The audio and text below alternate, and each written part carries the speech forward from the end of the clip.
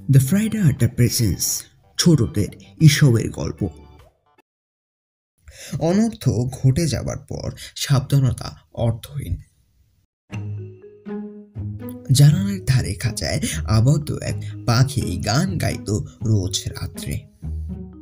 এক বাদুড় তাই শুনতে পেয়ে একদিন তার কাছে এসে বলল, ভাই, রোজ রাতে তুমি গান গাও আমি শুনি, কিন্তু কই দিনে তো একবারও গাও না, কেন বলো তো?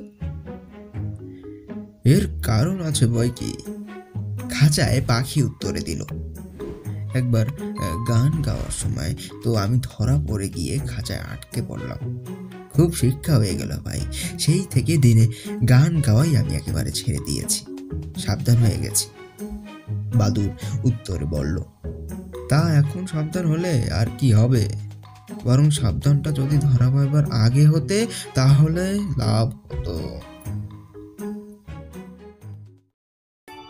আপনারা শুনছিলেন ছোটদের ঈশপের গল্প।